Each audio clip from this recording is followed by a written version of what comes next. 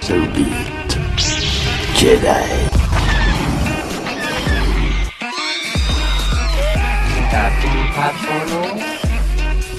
He's no good to me dead. You will never find a more wretched hive of scum and villainy. You know what's going on?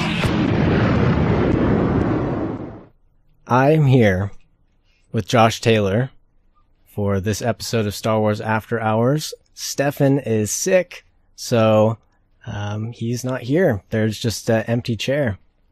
So that's kind of sad. It's really sad. And especially right after Christmas, I'm thinking that would be a crappy time to be sick. Right?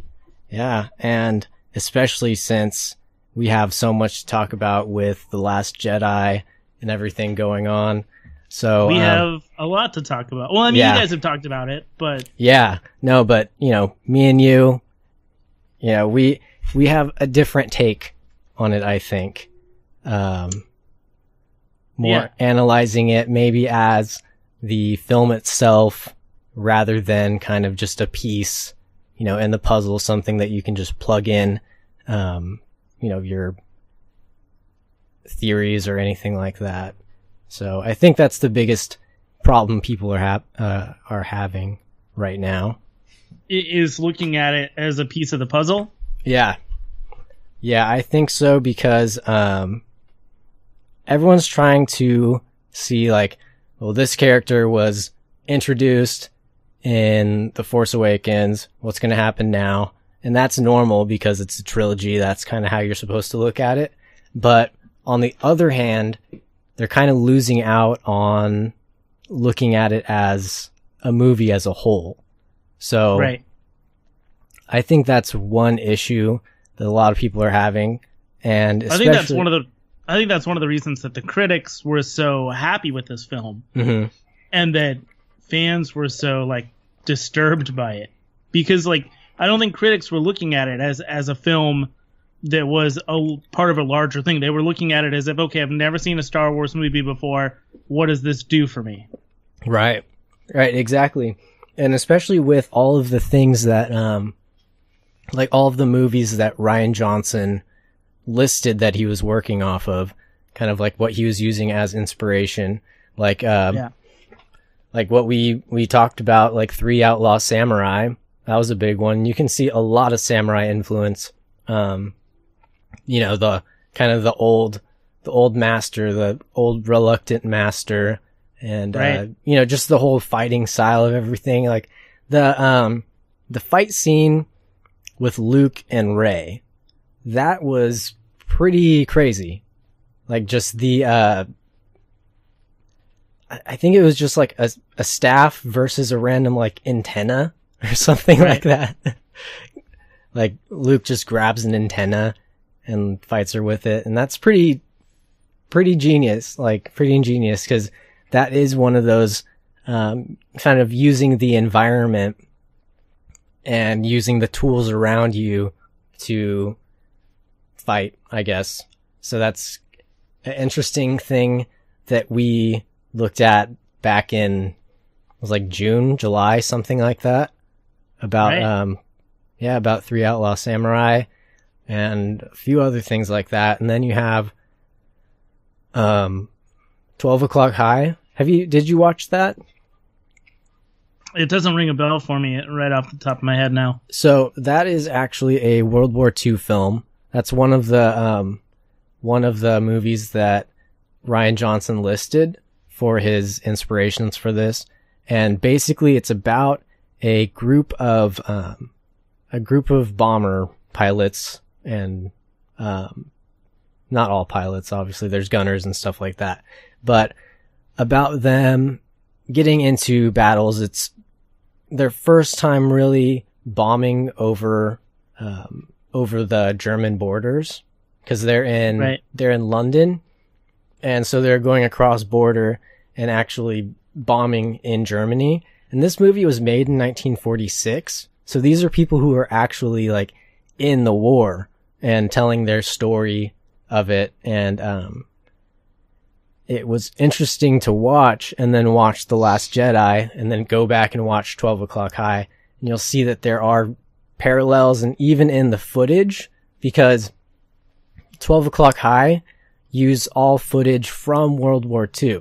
So it was actual footage from, you know, fighter pilots and things like that. Sure, yeah. And so from newsreels and things. Exactly. And they even had, like, the people who were in the movie were pilots in World War II, so they knew what was going on. They knew how, how they reacted, how hard it was on them, you know, seeing people die next to them constantly. And, it was interesting to watch The Last Jedi and see how much of that was taken into, all the scenes with, all the scenes with like Holdo coming in has kind of a parallel with, 12 O'Clock High.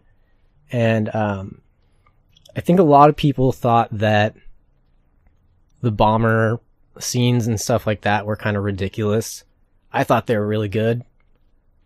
I don't know. What did you think about the World War II aesthetic in The Last Jedi? I personally really loved the fact that we got to kind of stick with a small core group of rebels. It really did kind of feel like a World War II film, you know, or even like as recent as like Dunkirk, where it's like you just feel like you're following a group of soldiers on like this kamikaze type of mission. And there was no way out, but like they just had this tenacity to get to wherever they need to go and to try and survive. Holdo being a part of the story, you know, being somebody who's almost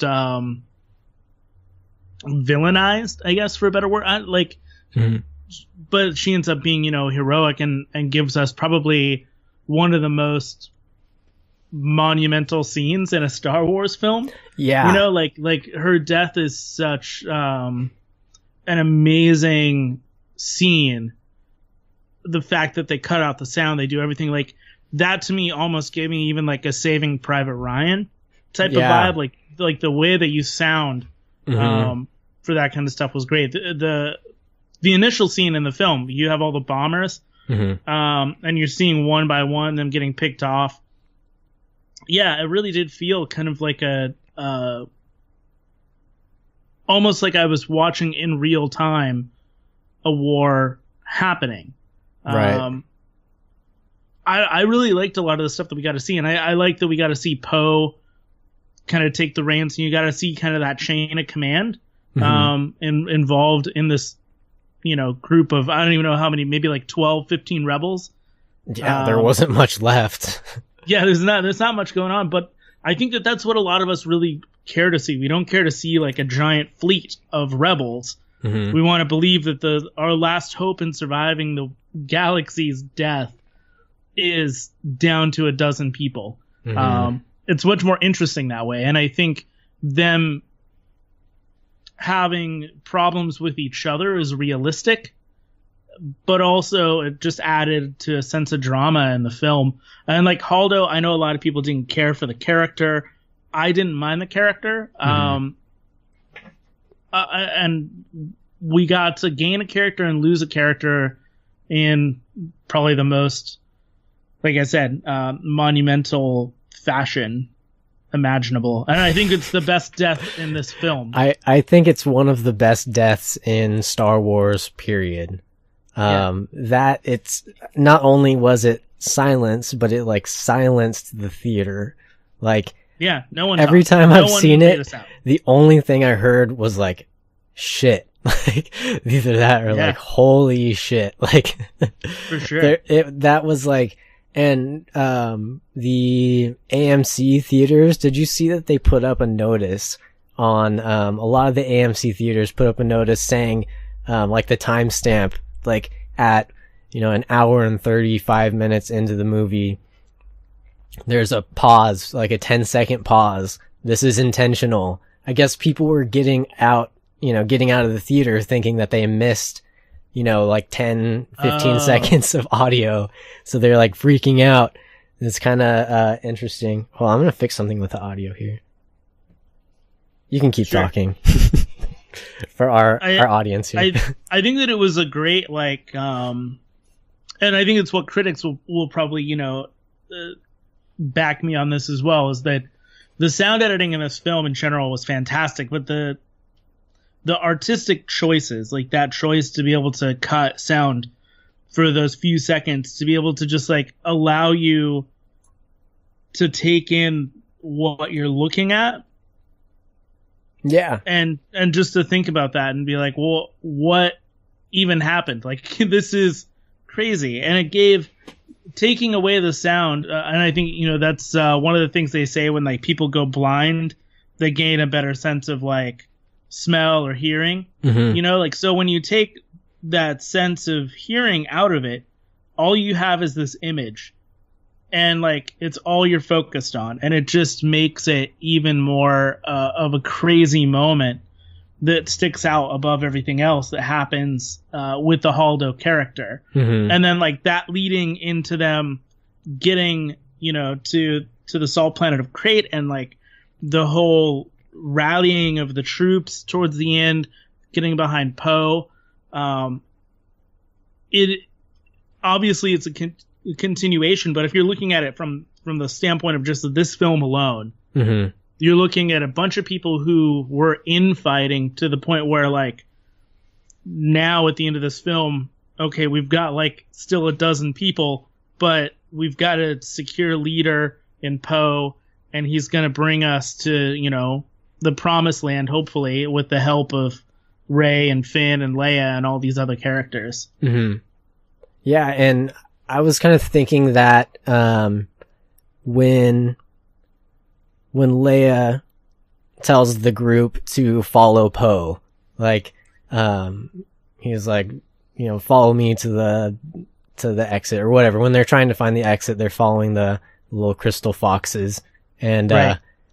And she kind of says, don't look at me, follow him. And I think that means more than just, follow him to the exit. It's, he's going to be leading the resistance.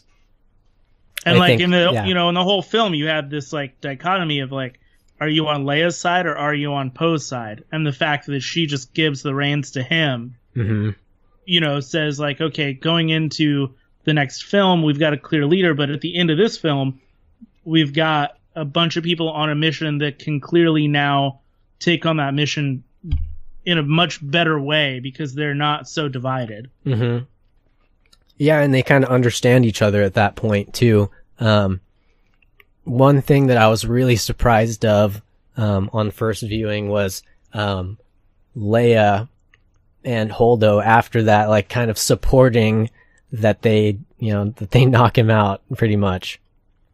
Like, that they knock Poe out to put him in the transport. It's kind of funny. Yeah, I think like it was comical, but also, it was to show that like Leia was using Holdo to be able to kind of get her way. Like that was really like, she brought in Holdo in a sense like, Leia's still the good guy and you still want to root for Leia. So like, you don't want to look at Leia and go, well, now she's kind of the bad guy because I believe in Poe and his thing. Like, you wanted to kind of separate Leia from the Holdo-Poe rivalry. And then when she sides with Holdo, and then they kind of explain the whole reasoning behind it, it makes more sense, and you never look at Leia in a villainous way. Like, you only look at Holdo that way. And I think that was designed, that's why the character is designed to be in the film, is to take the chance of people not liking Leia off of the Leia's shoulders. Like, she can be the hero everyone still loves her for. Right, and still have someone else make the difficult decisions, pretty much. Right, and then,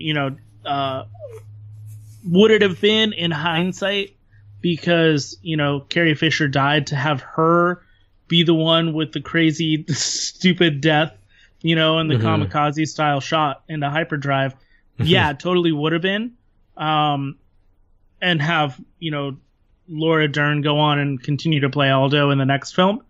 But, you know, we got what we got, and I think Aldo going out the way she did, you're looking at her so often as like this villain to Poe, you know, this rivalry to Poe, that like in the end she is doing the right thing, she is helping the crew out, and she kind of turns herself around with a little like redemption arc within the fleet.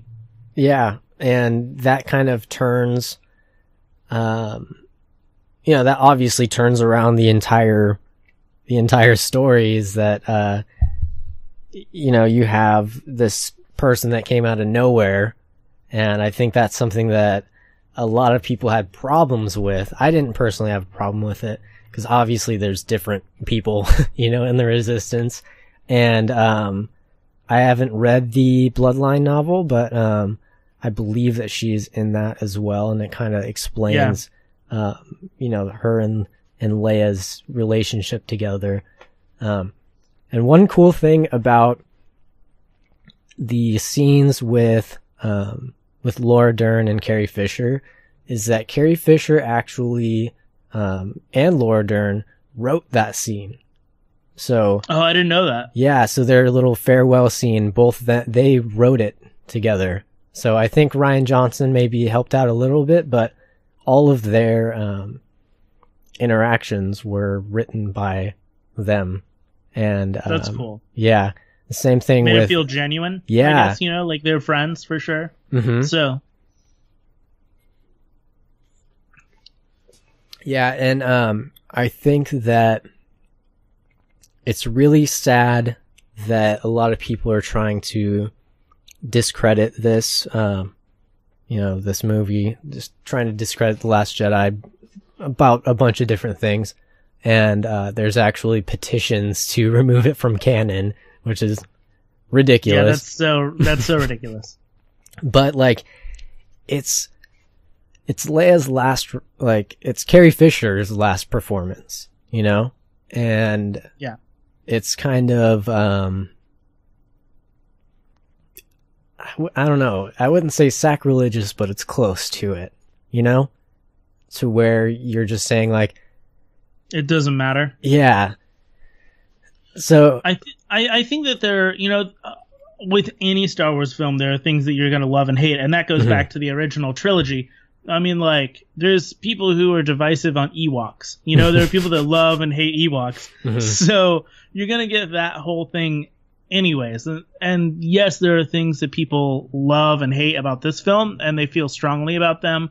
You know, the death of Luke Skywalker, the Haldo character, the Finn and Rose storyline, the possible Finn and Rose relationship, you know, like how Rey and Kylo interact. All of those things are things that some people are going to hate and love. I happened to, as I watched this film, and like you were kind of saying, objectively look at it as just a standalone film. It's not a piece of any puzzle. It's not a sequel to anything. It's just its own film. It felt like it explained a lot, which is interesting because you do have to kind of look at it in the sense of this is a sequel to a film that is a trilogy of sequels to another trilogy. Yeah. That's a lot to take in. Yeah. But like you kind of have to jump in, and like if you're a first time viewer, if you've never seen a Star Wars film before, how do you explain all of these characters, who they are, how they feel about each other, the like weird religious connection, the good, the dark, like all this stuff.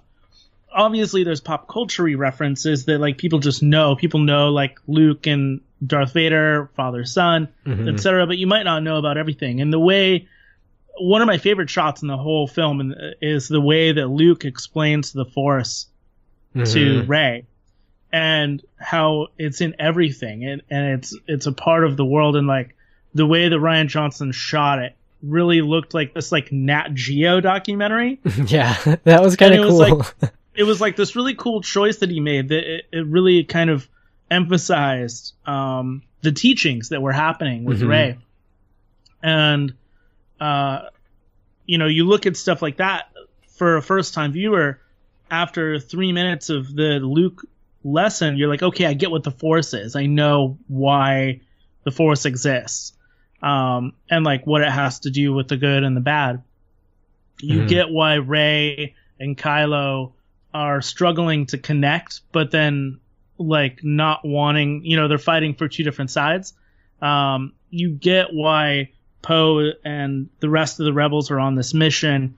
I mean, they really do lay out everything for you, even if you've never seen any of the films. And then the Finn and Rose storyline, I feel like, brings, I felt anyways, even though a lot of people don't care for it, I really actually liked that side quest of going to Canto Bight, because it brought in, I think, a deeper connection with Rose. Like, we don't really get a connection with Haldo. She's really a pawn piece for a larger story with the rebels, but they really wanted to emphasize that Rose was the new character. She was like the new Lando Calrissian that they really wanted you to kind of care about. And without going to Canto Bight, I don't think I would have cared about that character nearly as much. Yeah, very true. Especially with like kind of the animal stuff, like how she explains how how the Falthiers were treated badly, explains the whole backstory, right. And then that even leads to explaining the kid, like the little stable boy, that's kind of what he's dealt with. And then now we're seeing, to skip to the very end, that kid's Force sensitive. He pulls the broom to himself. So it's like where is he going and what has he seen and what is he trying to overcome? And you also get this sense with DJ, which is a character that I really would love to see more of. That was somebody who I was like, why is he on? Yeah. But he gave us like this little monologue on the ship with Finn, and that they were selling to both the, good guys and the bad guys. And it, for me, like, that was one of the lines that totally changed the entire Star Wars universe. Yeah, it made it real. Because we've always seen good and bad. But, there are people that are not fighting for either side, that are taking advantage of both sides, and that the war that's happening is ruining people's lives and it's making other people richer. It is much more like our universe rather than the fantastical universe that we've always thought of. Right. Yeah, and I really like the, it's like Dubai. It's like a mixture between Dubai and Vegas. And I listened to the audiobook all about Canto Bight, and that it makes it more interesting to watch. I mean, that's usually with most things. It's right. If you know more about the backstory, it's more interesting to see for the first time. And I think that listening to that made the whole Canto Bight scene and that whole situation so much more interesting. And I think that a lot of people had no point of reference for it, and they're like, oh, that was just crammed in there. But I think it was something really cool and really new for Star Wars. It was a lot more prequel-y, for lack of better terms. But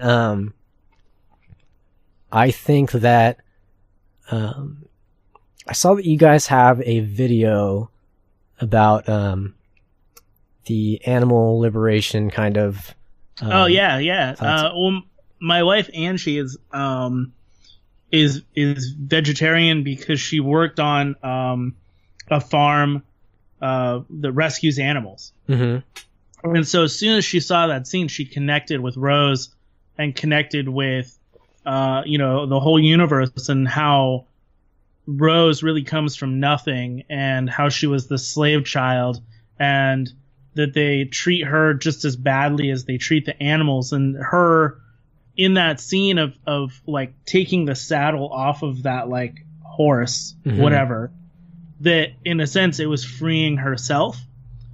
And like, I think like that was a real deep connection with how the animal world and the human world, or the, like whatever race, we're all connected and we all matter. And it brought, I think that one scene in particular where, they're racing around the track trying to get away, and then she lets the saddle off, is Rose's character, is what you feel for Rose. And then at the end of the film, you know, you fight for the things you love, not the things you hate or whatever, like that whole line. It really just shows like how much of a positive person and how much of like an animal rights kind of activist person and a human rights activist person that Rose is. And that is a character that people can connect to, because we have a lot of people like that now. We didn't have people like that in the 70s. I mean, we did. They were called hippies. Yeah, but they weren't fighters, you know. Right. There were now some. We have fighters. Yeah. Yeah, but it's showing that, you know, you have a girl that has major issues now with her sister dying, and you know, going all in, and then seeing Finn, her hero, trying to leave, and like, there's a lot that we're learning that is affecting her life.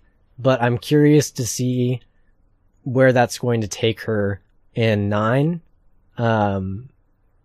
Because we did see, you know, some sort of a complete story with her in The Last Jedi. But I feel like it would be interesting to see how The Last Jedi, how those situations will affect her emotionally, if that's something that's, you know, that's thought of in writing the script or the story for 9. I'm curious to see how, you know, just going to Canto Bight, having those situations with Finn, how is that going to change her and put her more into a leadership role rather than, you know, just being passive, being in the bottom, not knowing what's going on at all. Right.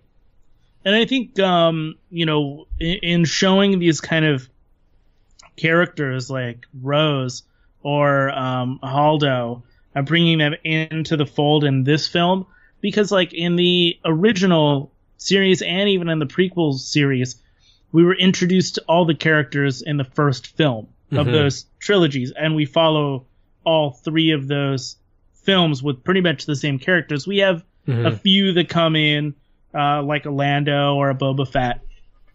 But for the most part, we don't get huge new characters that kind of overtake, you know, the first 3. So, you know, you have Finn, Poe, and Rey, and it's like, okay, these are the 3 people we're going to mostly follow. You know, we have the older pack with Leia, Luke, and Han, and they're kind of dying off. We're really going to follow these 3. And then they introduce this 4th character. And I do feel like a lot of people were not okay with it just because they were so used to how the story should be told, according to the previous trilogies. And I think that it's fine. It's fine to kind of mess with the formula. You know, a lot of people didn't like Force Awakens because it followed the formula too well. And now we're messing with the formula. And I feel like even people are reading into things far too much. Like, I know, you know, as a podcaster and somebody who does YouTube and things, I analyze things basically like for a living. So I get it. But like, we do overanalyze things. So many people have already said, you know, the Broom Kid is going to be somebody in episode 9, or that's the Rian Johnson trilogy that he's going to follow. I don't think the Broom Kid, even if the Broom Kid doesn't show up at all in any of the films, it stands as like this last tiny piece of like hope. You know, it is what Luke is talking about, that the Force will continue on, the Jedi will continue on. And like that singular scene just says there's still hope out there. There doesn't need to be any reason for the Broom Kid to live on into any of the new films.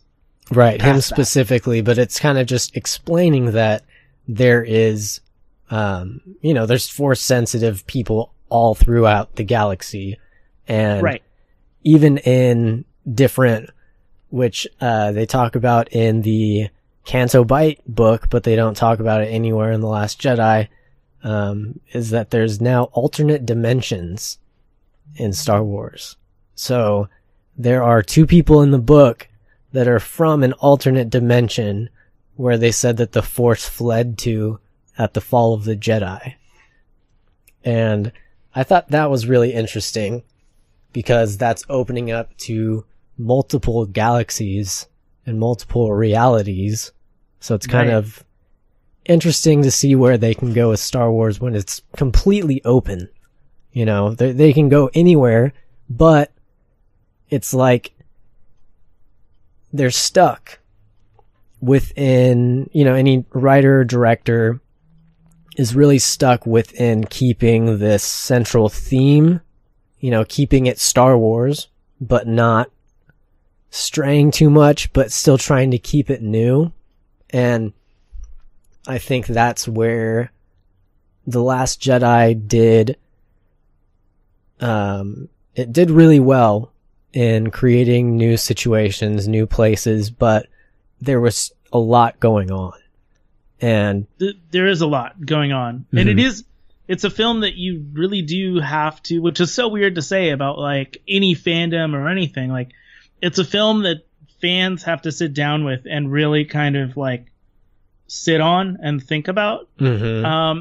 Because people who have been, you know, fans since the 70s didn't know what to expect or couldn't have predicted what to expect from this film. Mm-hmm. And that what they thought was the story is not the story. Mm-hmm. And whether or not they want to connect that to the old trilogy and say that this is a continuation of that or not is hard to swallow. You know, it's like being told, you know, at age 40 that the people that raised you weren't your parents. Yeah, that's true. Like it is like mind altering for some people. And I get that. And I understand that. And, but you have to say, you know, we didn't understand everything about the Force, and we have, you know, different people writing. I mean, Rian Johnson was not J.J. Abrams, who was not George Lucas. Mm-hmm. And there are different people who are going to think different things about the Force, about where these characters should go or what they should feel. Mm-hmm. And I do kind of feel like this film gave us a different direction. Now, J.J. Abrams picking it back up with the 9th movie can definitely have the choice because things were left vague in some degree. You know, we all assume that Luke is dead. And yes, this would be, you know, a final scene, but like we can definitely pick up where Luke is not dead.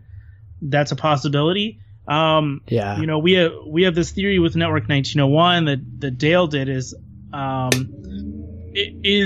Rey really from nobody? Is she a nobody?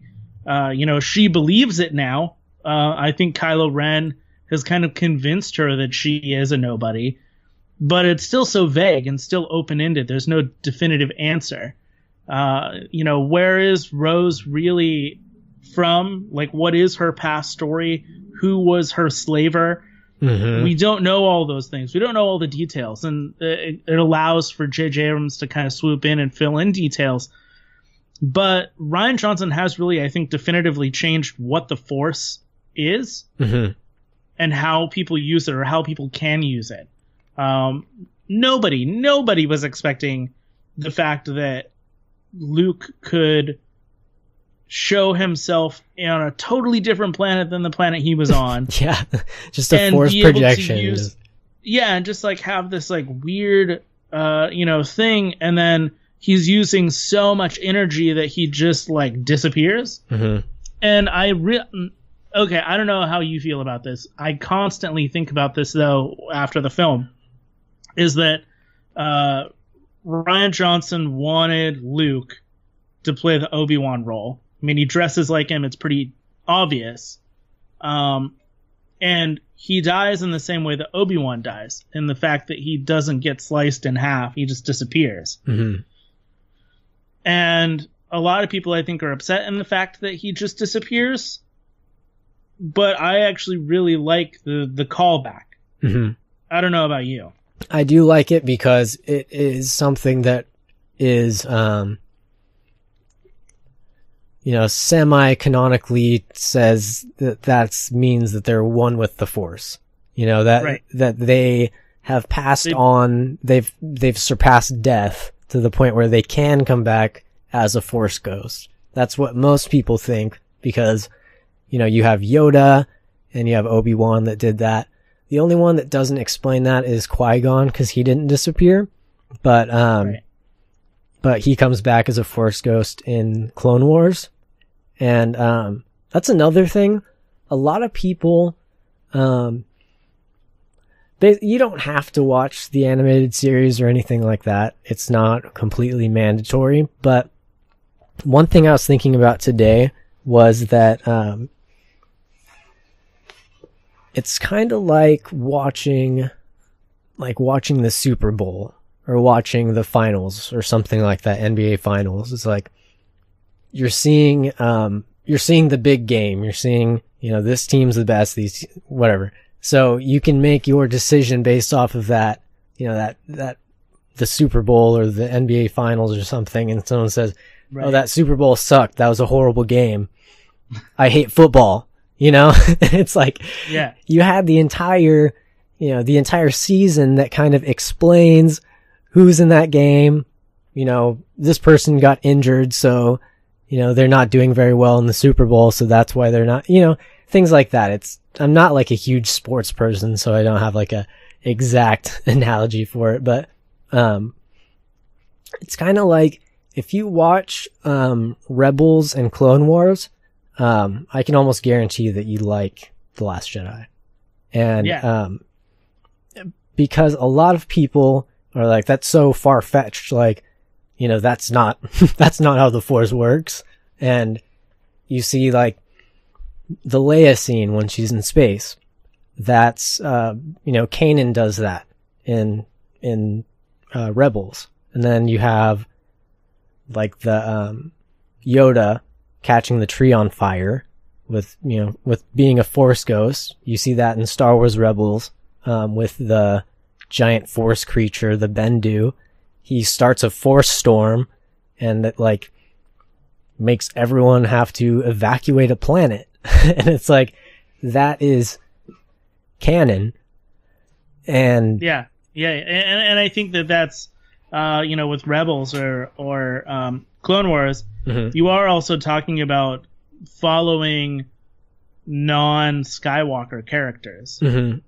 And I think that's one thing that people don't care for either, is the fact that, like, the Star Wars saga is about the Skywalkers and, who's left in the Skywalker side. I guess, like, Ben Solo is, Mhm. Kylo Ren is a Skywalker, but people are so disconnected from his character to Luke. Mhm. I don't know, because I agree with you that, like, if you watch those shows, you read the books, you're much more connected to what this film brings to the table. Mhm. But even if you don't read those books, even if you don't have any Star Wars background, you just sit down and you watch the singular film, Mhm. it explains everything to you.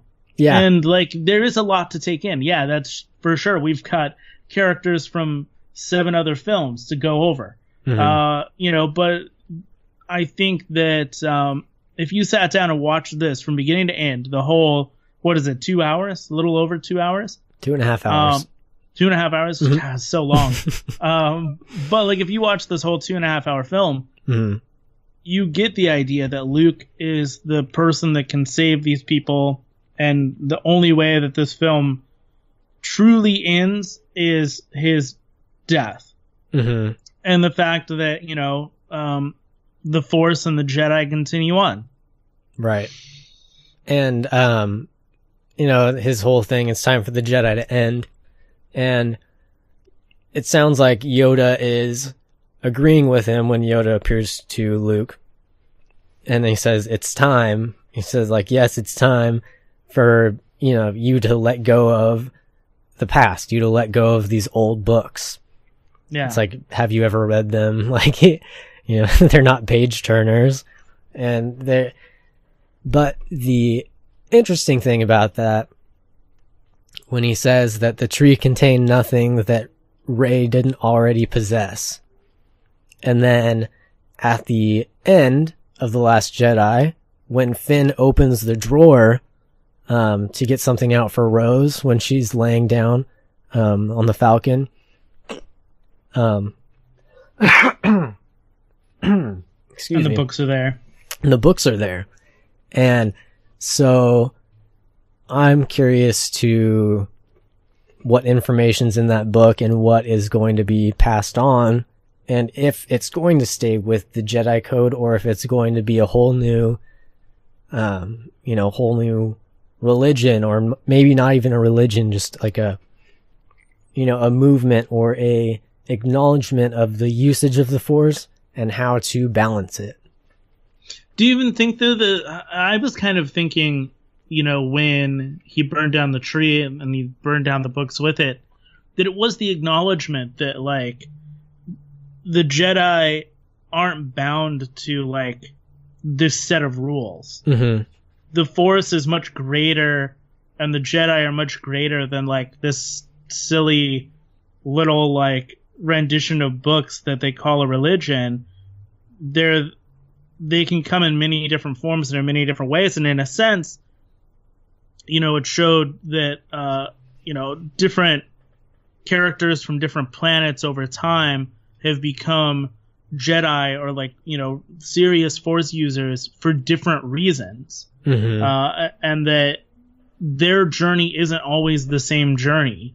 And I think that they don't need the books. They don't need their religion to show that they can be the heroes of the universe or of the galaxy. Right. Yeah, you don't need this one sect of people to save the entire galaxy.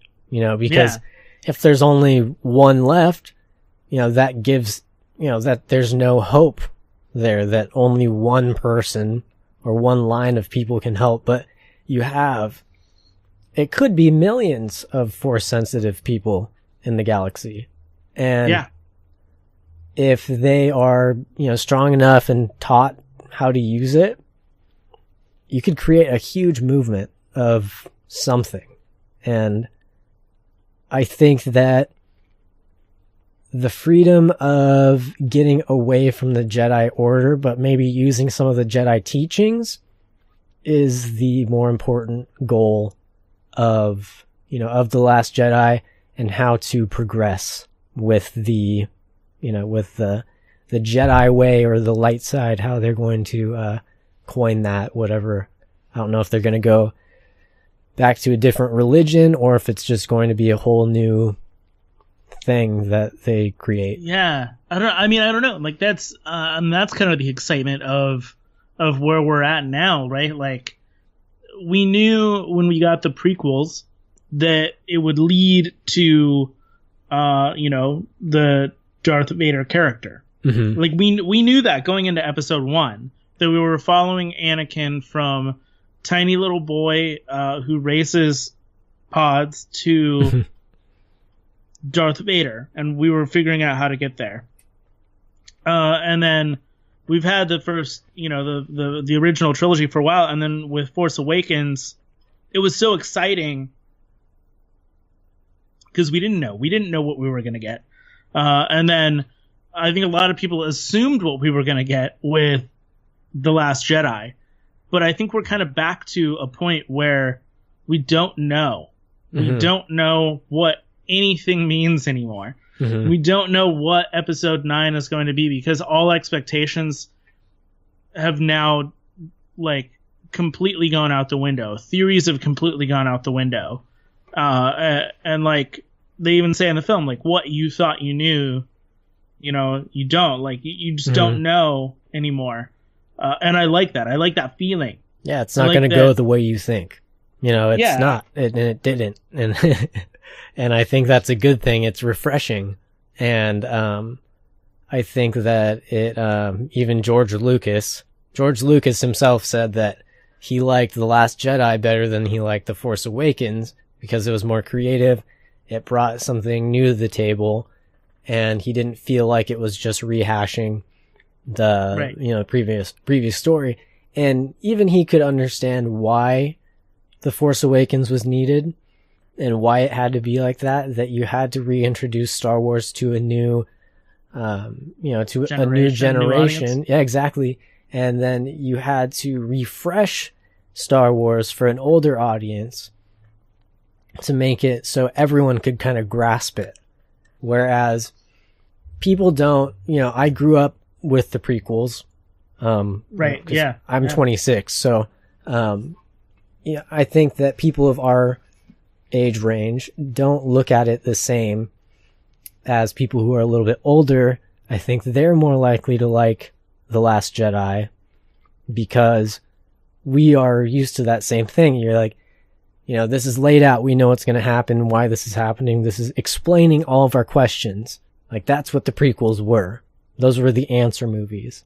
And I think that they serve a different purpose because originally, I don't know if we talked about this in an episode, but how George Lucas was originally going to direct and write the first episode of the prequels, which was going to explain, the start, like the rise and fall of Anakin into Darth Vader in one movie. And then he was going to have Steven Spielberg and Ron Howard write their own for 2 and 3 on different stories, whatever they wanted to do. And then they basically told him, we want to see what you'll do with the series. And this is your baby, so we want to just let you do it. And then that's how the prequels happened, was because he stretched out that story. One story. Mm-hmm. Yeah, into 3. Yeah, and I don't feel that with this trilogy. Mm-hmm. I don't feel like... Because I feel like Force Awakens is, one film, and that it is not a continuation. Like, The Last Jedi is not a continuation of The Force Awakens. I mean, it is, but I don't have to watch them back to back. Right. And where the story ends... And it's the same with, George Lucas never intended, really, to make... more than one film in his original trilogy. And so when you end what is essentially now A New Hope, it feels definitive. In the same way that, like, The Last Jedi to me feels like a definitive ending. That little broom boy with his, like, stupid force using broom power does feel like a definitive ending to that film. That, like, this whole film, you've been watching these people, get picked off one by one, and that, the rebellion is depleted to hardly anything. Mm-hmm. And that this little tiny speck of hope after this heroic ending is what you hold on to. And, like, I think that was the perfect way to wrap up that film. And even if you don't ever watch episode 9 anymore, because, like, your character was Luke Skywalker, he died, so that's the end for you. You can at least end on the notion that, like, even though Luke is dead, there's still hope in the universe. And then that's it. You don't have to watch any more Star Wars. Mm-hmm. Yeah, it's a full movie. There's a start, there's an end, and you get not only really one story, but you kind of get 2 stories. You kind of get different. Well, you almost get 3 stories. Yeah, I think you get 3, because you get the World War, story with the rebels. Mm-hmm. You get kind of like the prequel-y adventure film with Finn and Rose, and then you get kind of the samurai film with Luke and Rey. And you see those 3 adventures kind of culminate at the end, when the rebels get, pulled out and, she's holding up rocks, which I thought was a great callback. Yeah. But then you've got, Luke's death, you're culminating his saga, and then, you end with the boy at the end that makes sure that all of these things come together to say it's okay, we're going to be okay. I really felt like, as a standalone film, if you went in and saw only this film, that you would understand what Star Wars is, you understand what came before it, and you could enjoy bits and pieces of this or the whole thing. Yeah, definitely. And and I've talked to a lot of people, especially people knowing like that I'm into Star Wars. I do a Star Wars podcast. It comes up, family members or whatever will tell another person, and they're like, oh, I heard you had a Star Wars thing. And then they're like, oh, I heard a new one came out. And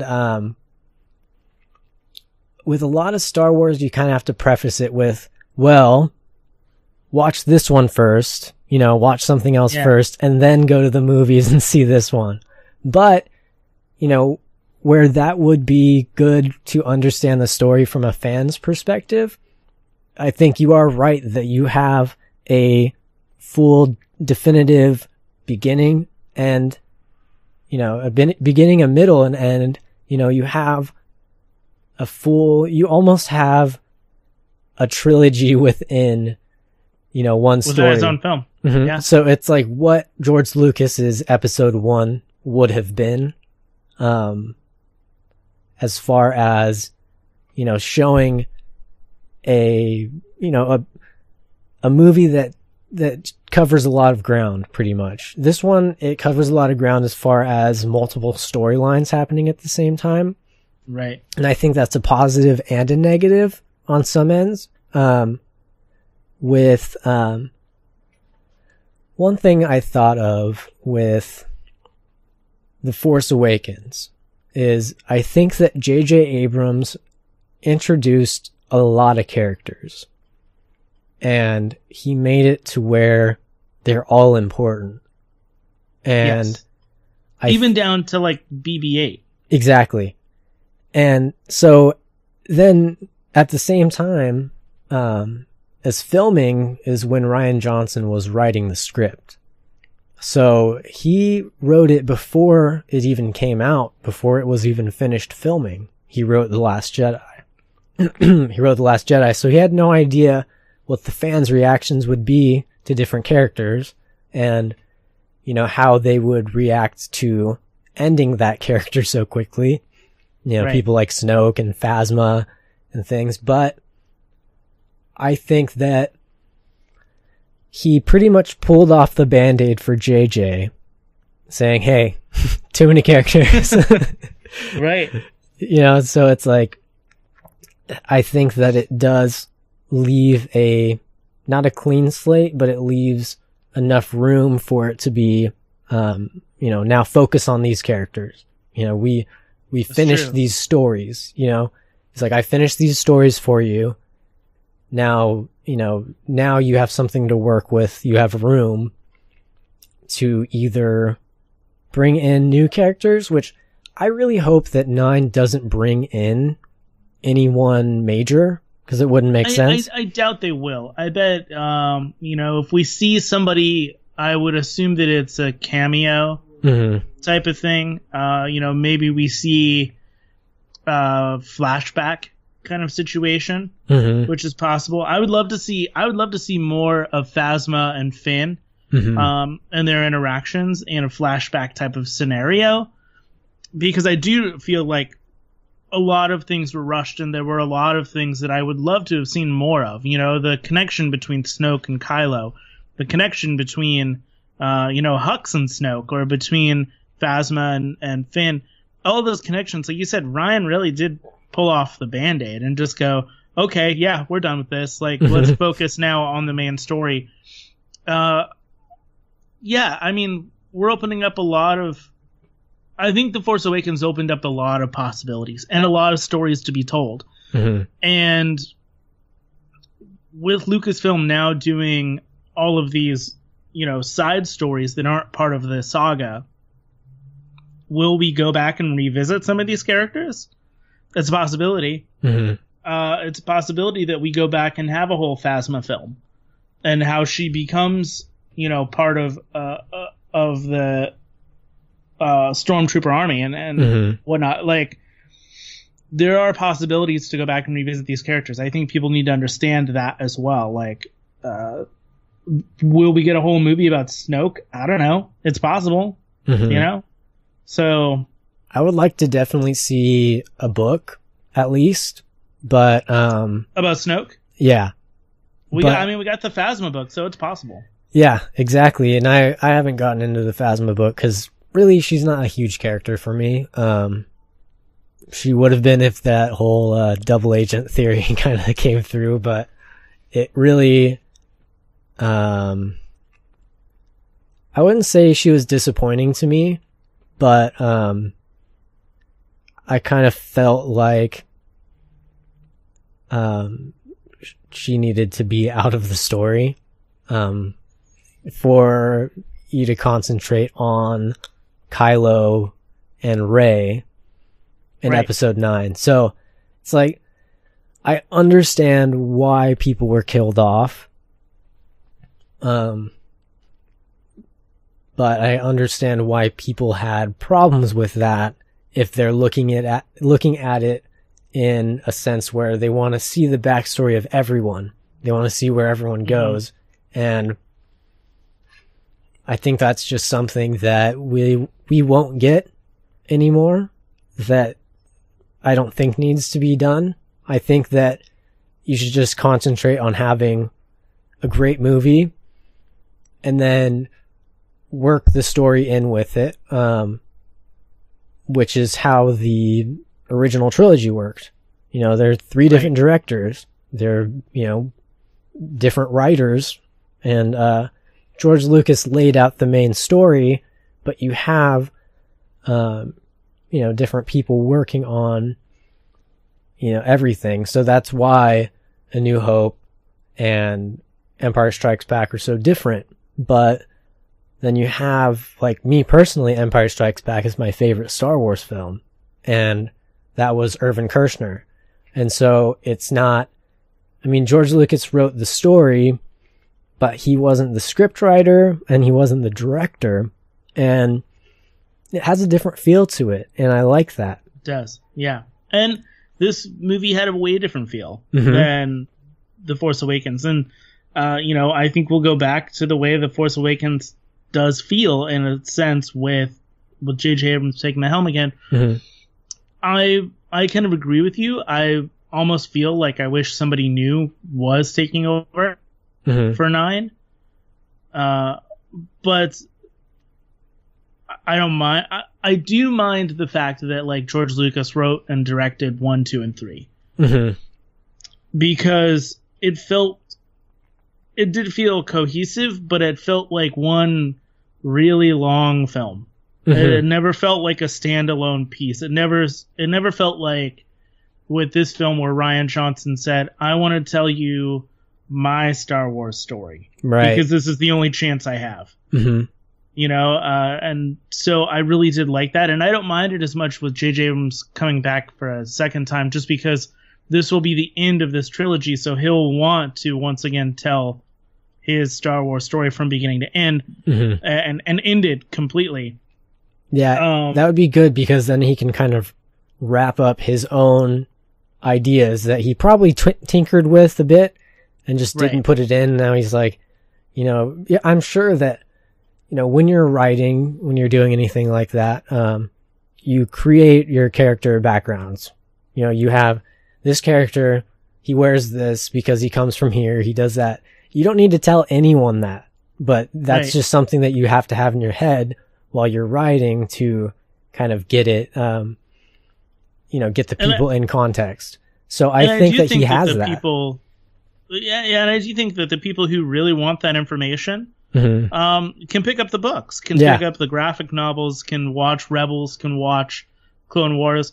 There is that information out there. Like, that's, I think, what people don't understand. Like, if you're so upset because they introduced something that you feel like shouldn't have been involved in the storyline, dig deeper into the fandom, because there is content out there. Like, should we have known a little bit more about Holdo just because we're trying to follow up, we're trying to follow up a book that followed up a movie? Yeah, of course we should have had a little bit more of information about her going into this, and why she's on board the ship, and who she is, and why has this great relationship with Leia. But at the same time, Holdo coming in and kind of blindsiding everyone, and people not knowing the relationship between her and Leia, almost made her more of a villain because it distanced her from Leia. So there's pros and cons to knowing both, to knowing more information or to not knowing anything. I look forward to like episode 9 because I think once again it'll be a situation where you can hopefully sit down and watch the film not knowing anything, not having to watch any of the films or any of the television series. A new person can step into the Star Wars universe and go, I get it. I get exactly what this is about from beginning to end. And it's not, it's not something for fanboys, even though, yes, we are fanboys. It's why we're sitting here talking about it. Yeah. But like the mass appeal is the fact that you don't need to know anything. And you can just sit down and watch this one film and it will be fine. And I think they'll continue that into 9. And J.J. Abrams will do a fantastic job picking up the pieces where Rian Johnson's left off. In my opinion, I think it'll be fine. I think it'll be great. I think this will definitely be the biggest box office that Star Wars has had between the 3 trilogies. But I think overall this will be the most critically acclaimed trilogy as well.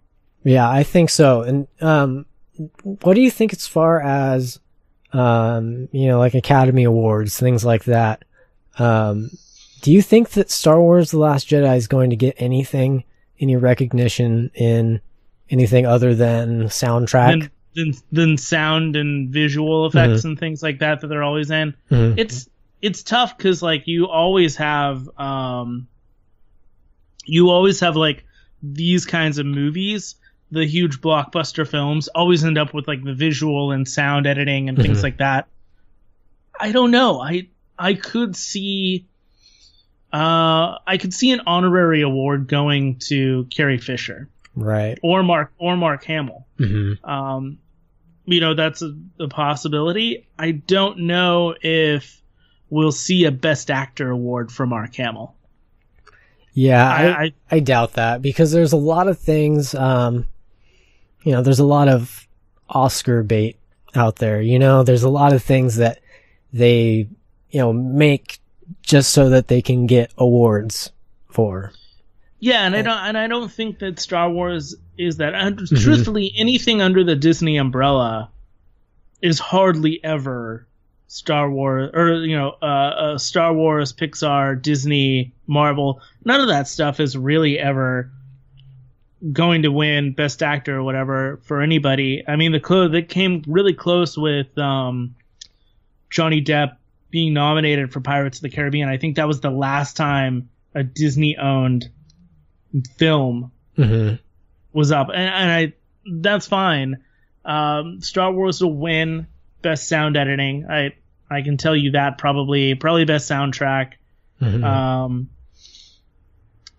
I just don't see it happening. I could see like I said, I could see an honorary award for Carrie Fisher or for Mark Hamill. I think that both of them have created characters who have changed what we feel and how we interact with fictional characters. I mean, I don't know a single person that was not impacted by Luke Skywalker's death. And he's a character. He's a fictional character. He's not real. He's not a real human. Mark Hamill is still alive, but the impact of that character is unquestionable. Yeah, it definitely is. And then even with Leia staying in the series, watching that, knowing that Carrie Fisher is gone was interesting.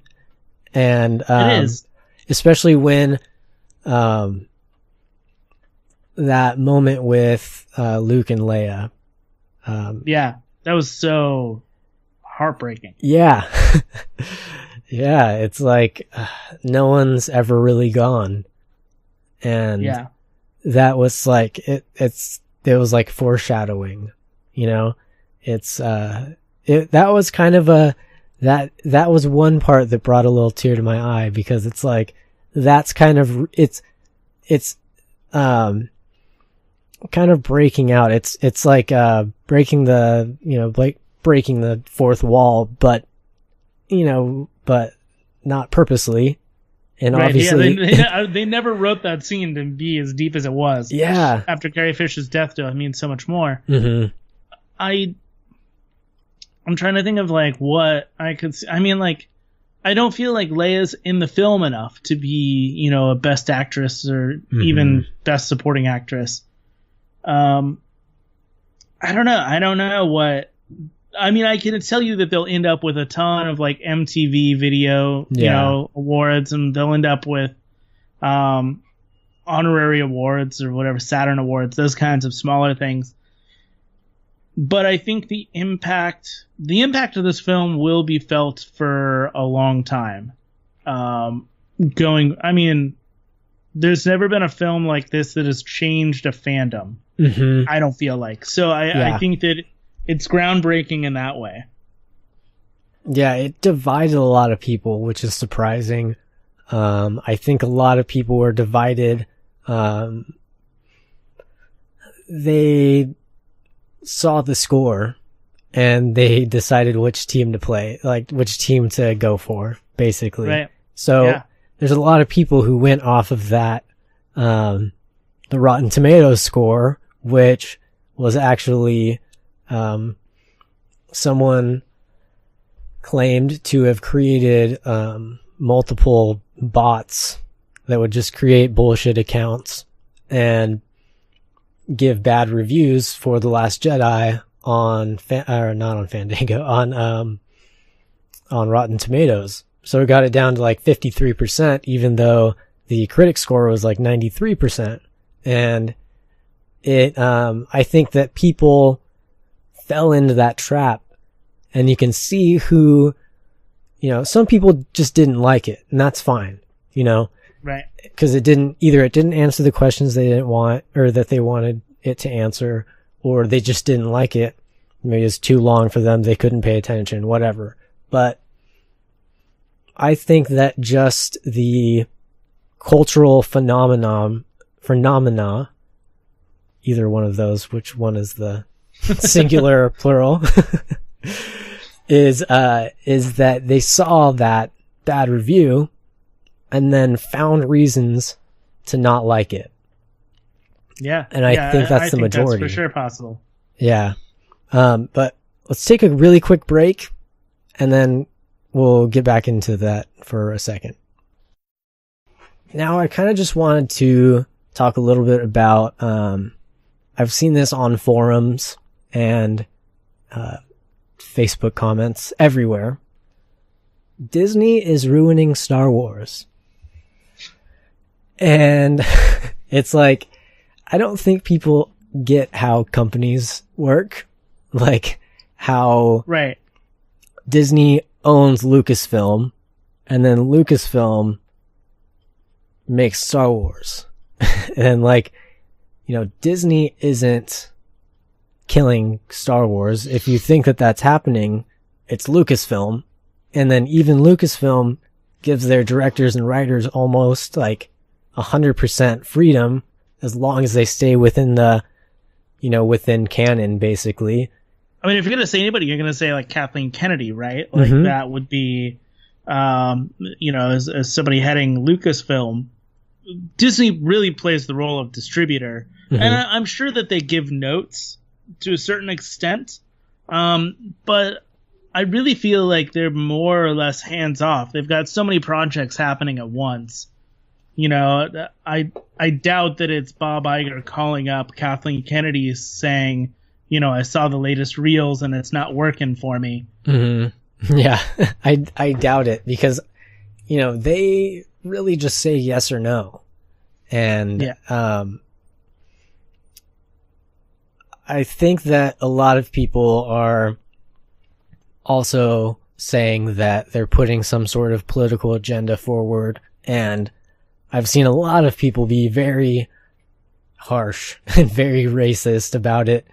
I've read multiple people complain about having, Rose in the film, having Kelly Marie Tran, saying that they just needed another female. They wanted someone who was of Asian descent. They wanted someone different, and they're just pushing this propaganda. And, And the same thing with, it's all female leads is what they're saying, which is not true. I mean, you have females in power, but why does it matter?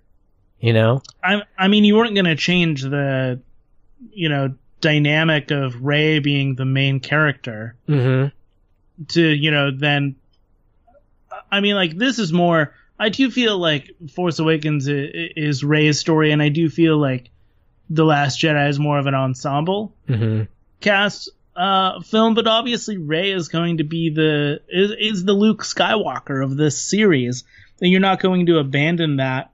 Rogue One, Jyn being also a woman. I mean, it didn't really matter either way, but I do think the father-daughter connection is something that a lot of people do connect with, and that is stronger than, a father-son connection. Right. And I made it interesting. Now we're going into Solo, for better or for worse. And, we don't have a female lead. I mean, it would be weird to have Han Solo as a female. We've got a male lead, and I'm sure as time progresses on, we'll have other male leads in Star Wars. But so what? As long as it fits the character and the character is right for the story. That's all I care about. Yeah, and I think that people who are picking apart like that are just racist, and they're just sexist. They're just bigots. And I think that they're going to find something wrong with anything in media. And I'm sure that you could go back and find their comments on, dozens of different movies or anything that they're complaining about. They could be... Well, if you're looking, even if you're looking at Disney and you're saying, well, Disney told Lucasfilm, you need to have an Asian girl in there. I think that's ridiculous, because you look then at Marvel, and Marvel's whole image right now is, past few years has been like, when are you going to have a female-led film? So they clearly haven't pushed it onto Marvel, but they've pushed it on to Lucasfilm and Star Wars. Like, they would be pushing the same things. So they're clearly being much more hands-off than we really even think. And I think that if you're going to blame anyone, you'd have to blame Kathleen Kennedy for taking the realms over at Lucasfilm, and for maybe trying to add more female empowerment, trying to add more diversity. But that's not a Disney call. That's definitely not. And the only thing that I think Disney cares about is sexual content, getting an R rating. I think that that's what they care about more. As long as the film stays away from that R rating, I think we're fine. Disney will have no complaints. And especially with them now picking up Fox, so many people are like, what are you going to do with all this Fox? It's like, are they going to kill off, Deadpool because now they own him? And it's like, no, Deadpool's going to make them a ton of money. Of course they want that film to happen. They're going to not put the Disney logo at the beginning of that film. Right. Yeah. But that's just on the Fox side of it. I mean, that's the same thing that they did with, what was it Touchstone? With Touchstone. Yeah. They kept them separate. Because having Touchstone allowed them to do more adult things. And, then they didn't have to put the Disney branding on it. And so buying up Fox means they can do more adult things without having to put the Disney branding on it. And with Star Wars being so closely connected to Disney now, like I said, I think as long as the film stays away from an R rating, doesn't have overly sexual scenes or whatever, then you're not going to have any real serious problems. And I think one thing that people were afraid of, especially after The Force Awakens, it did have violence in it, and one of the most beloved characters is killed right in front of you in a pretty savage way. And but I think that still people thought that they're going to go a little bit use like kid gloves with it pretty much. And then we see Rogue One, which is probably the most violent Star Wars movie of all of them. And I'm curious to see if they're going to go any further with that. Because when it comes down to the animated series, there's a lot of things that they wouldn't get away with at all. And oh, no, definitely not. Especially like in Rebels, it's very dark. And, you know, the parts with Darth Vader in it, with Maul. There's a lot of things that, you know, are violent, that are really dark. People die. And, I think, or I'm wondering if that's going to be something that will, work its way into, you know, if they had like some sort of bounty hunter movie, or if they had some like old world, like Sith story or something like that. If there's something that would border on the PG-13 R rating, not with sexual situations or language, but in, you know, more gore and violence than what we've seen in Rogue One even. We could see it. I think, I don't think it'll ever happen in like the saga, in the actual, you know, episode 9 that's coming forward. We'll never see that. But if we did see like a Boba Fett film, for instance, it could be more violent. It could be a little bit darker, a little more tragic, because I think we've seen, which was kind of great on Disney's part, you know, just thinking about it now, that Rogue One was their first foray into these new films that don't have to do with the Skywalker saga. It really showed their bravery and what they were willing to do. So then they could probably play a little bit safer with Solo. You might get like, you know, some innuendos with like the Lando character. I can definitely see that happening. But I think that the scariest, most tragic film in the series, being Rogue One, was Disney saying, we're not going to make this a Mickey Mouse, you know, kind of thing. We're going to allow Star Wars to still be Star Wars and tell the stories that fit that universe.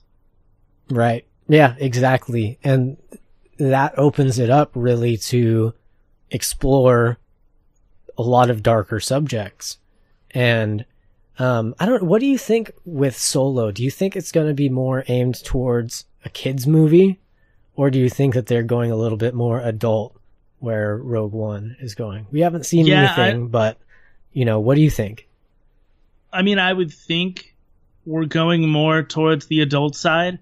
I don't know. I mean, we're going to have to probably see if we're really telling the story of Han Solo, and, you know, how he meets Chewie, how he's friends with Lando, how they set all of that up. We're going to have to see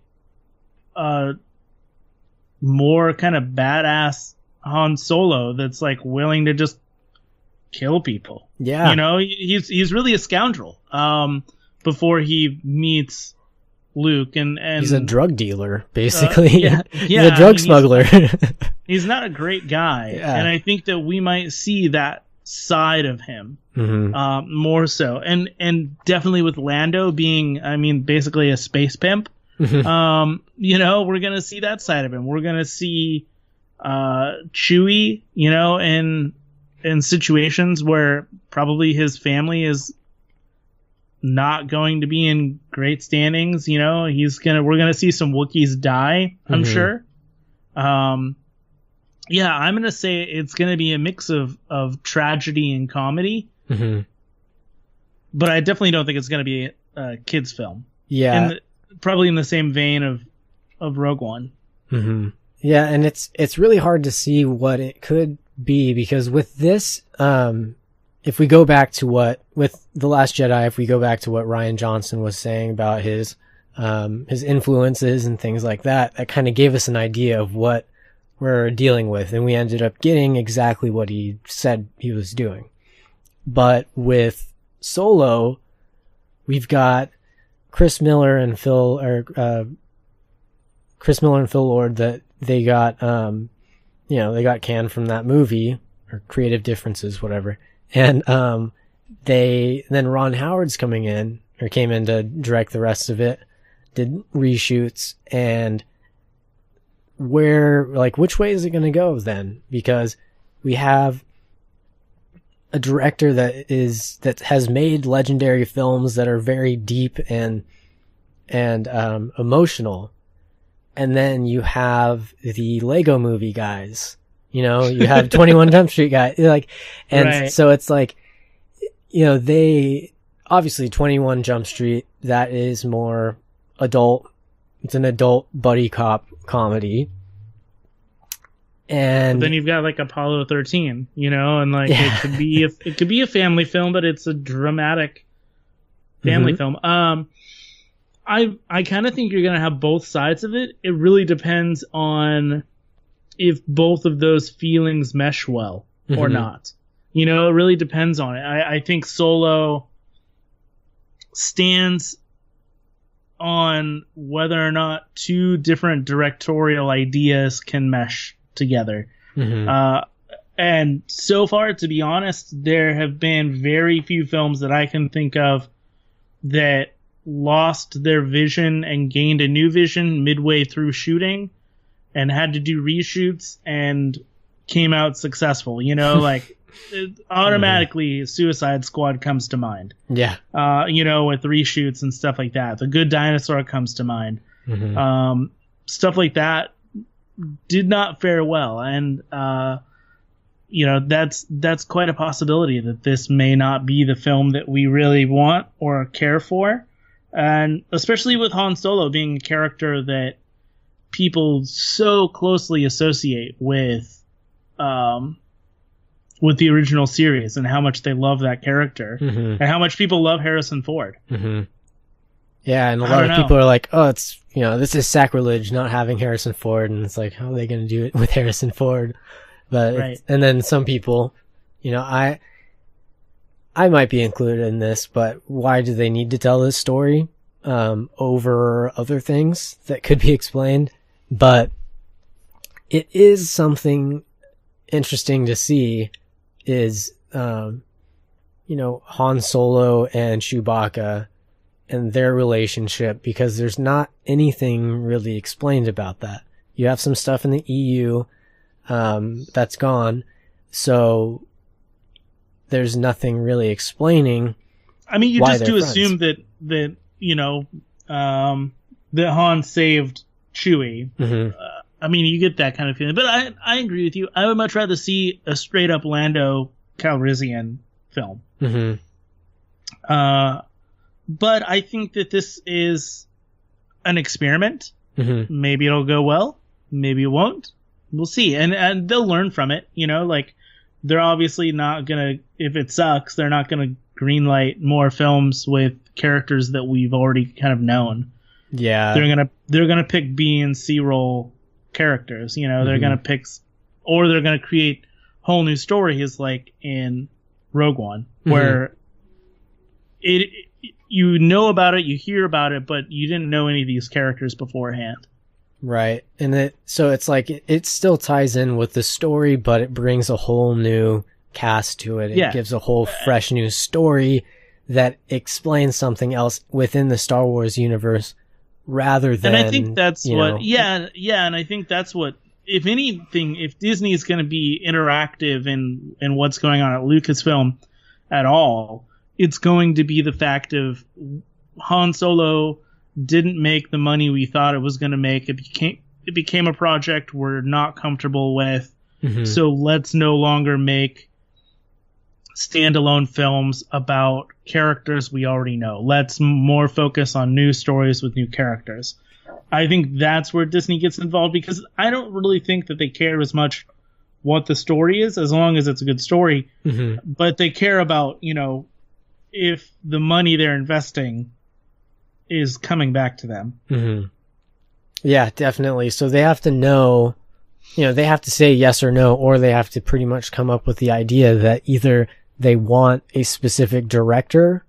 They're like, okay, we want you to make up a story and figure that out. That's, a lot of the times that's Disney. They're like, hey, we like this person or whatever. They talk to Kathleen Kennedy. They kind of work together and they say, like, we're going to give Rian Johnson a trilogy. And so there's that coming up. And so that's a look forward to. Yeah. And then you have some of them that the idea is, okay, we just want to explain what happens here, what these characters are, where they come from. Right. And then you kind of plug in whatever director or writer that you want in there. And yeah, I think that's where Disney's involvement ends. Mm-hmm, exactly. I think that the things people are complaining about are not on Disney's end. No. They came out with a cool idea. They allowed them freedom to do whatever they wanted to do. If you don't funded it. Yeah, and they funded it. If you don't like the product, it's not who handed the money over to do it. It's, who actually wrote it, who actually supervised the whole thing, who actually produced, directed everything. But one thing I'm really optimistic about with Solo is that it was written by Lawrence Kasdan and John Kasdan, his father and son. Lawrence Kasdan is a legendary Star Wars writer. Worked on Return of the Jedi, The Force Awakens, and the prequel trilogy, among others. He's a legendary writer, and I think that knowing that the script and everything is going to be rock solid, that's one good thing, but the scary part is where the directorial stuff goes. Like how in the editing, how is it going to be edited? How many stories is it going to try to tell? And are we going to see, this is where these directors were, and then like, okay, now this is where Ron Howard started. Like, you're not, like, I'm just hoping there's not a seam, True. Yeah, it feels flawless throughout. Mm-hmm. Yeah, I don't know if we'll. Time will tell. We don't have to wait that long. We've got what, 6 months? Yeah, 6 months, and we haven't gotten a trailer. We've gotten one picture. One picture came out like yesterday, I think. Yeah, and that's it. So, yeah, I don't know. I think they're still reshooting some stuff, but we'll see if this gets delayed. It quite possibly could. Yeah. But the Solo film, it'll be a test to see where things go in the future. And I don't think Disney's done with feeling out what is right in the Star Wars universe, right? Like, they're feeling out just the films, but they're also feeling out what's going to work in the television spots. They've got the whole series, a couple of series that they want to work on for their streaming service. They've got Galaxy's Edge coming to the parks. Mm-hmm. Yeah, that's exciting. They definitely are feeling out what people want with Star Wars and why. And I think the movies are a testament to what will be coming to television, to the streaming services, to the parks. And I think at the end of this, Disney knows what fans really want and is going to really give them, I think, the experiences, whatever avenue it may be, and give them the right ones. And if they have a flop along the way, maybe Solo is that huge flop that they have, or people disagreeing with how Episode 8 came out. I think that they will correct course and go the way that fans want them to, because at the end of the day, it really comes down to, like, is Episode 9 going to make money because people, gave up on after Episode 8? Who knows? Are they going to launch... If the Solo film is successful, I would assume they would maybe launch a Lando film, on its own. Maybe if it fails, they don't launch a Lando film. It really comes down to the performance of Donald Glover. Mm-hmm. And I know that he's funny. He's funny in Community, and he's great in Community, great in Atlanta. Yeah, I haven't watched Atlanta actually, so I want to. It's really good, and I think that if anybody's watched Atlanta, I think they know what kind of actor they're going to get for Lando. I think that's a testament to who he can be in a dramatic role. Right. I mean, there's still comedy bits to Atlanta, but it's not. Community is like punchline. Like they're trying to just, get off jokes. It's like there's a storyline, but you're trying to make people laugh. And he could definitely be more dramatic, and he can definitely be the actor that they need him to be. His cameo, his bit in Homecoming, in Spider-Man Homecoming, is a testament to what he can do on screen, and I think that he's going to be great as Lando. It just really depends on how Alden Ehrenreich does with Han Solo, and if that character can move in to the next part. Move into another category so they can continue the story of a young Han Solo, or if they continue just with Lando, or whatever the case may be. But it all depends, because it's all synergistic with how the theme parks and television stuff and how that goes, and how they want to kind of portray all those things as well. But Disney isn't going to keep, well, I can't say that they aren't going to keep funding things that are bad. But I mean, they've funded things like the Air Bud movies, like however many sequels those are, not because they're great for films. us, right? They're children's films that were successful and they made money. So if a bunch of people dump money into the Solo film, of course they're gonna keep making them. Anyone's gonna go see a Star Wars movie. Anyone, just not everyone, but any Star Wars movie is going to make money, no matter what. Yeah. But and this one, The Last Jedi is up to like $1.7 billion or something like that, like something crazy. And it's the second highest opening weekend, only to Force Awakens. Yeah, right. Yeah, exactly. So, and I think that Disney, I know that there's a lot of production costs to that, but Disney is making their money back for Lucasfilm, I think, and it's going to happen a lot quicker than people thought would happen. Yeah, what did they pay for it again? Was it $6 billion? No, it was less than that. It was like 3. Okay, then yeah, I mean, they're definitely going to make it back pretty quickly. Yeah, I think George Lucas gave them a pretty good thing. I think it was 3 in cash, and then the rest was in stocks or something like that. But it's a great, especially considering they paid, I think, $60 billion for Fox. Yeah. So I mean, yeah, it's a hell of a steal. Yeah, because they also have Indiana Jones that they still haven't done anything with, but they have plans. Yeah, they've been back and forth with 5, seeing if that's going to happen or when it's going to come out, and it's kind of tough to see where they're going to go with that, because if it's too far out, I'm not saying that Harrison Ford is close to dying or anything, but he's getting older. He gets injured on every film that he does. He's crashing planes all the time. Right. It's just like a running gag at this point. Yeah. So it's like, how old is he going to be in Indiana Jones 5? Is he even going to be in it? Right. They're waiting too long for that, I think. And I understand that everything takes time. You need a good story, good director. You don't want Temple of the Crystal Skull to happen again, or Kingdom of the Crystal Skull. Yeah. Because I don't know, that one's just bad. That one's not.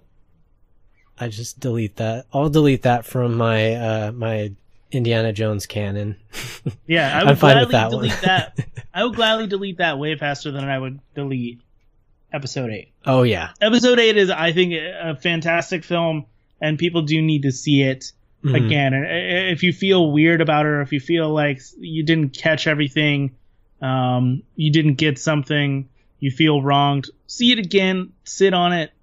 I really do feel like it's a great film from beginning to end, and I think every plot point is necessary, and we'll see the conclusion of that in Episode 9. Yeah, definitely.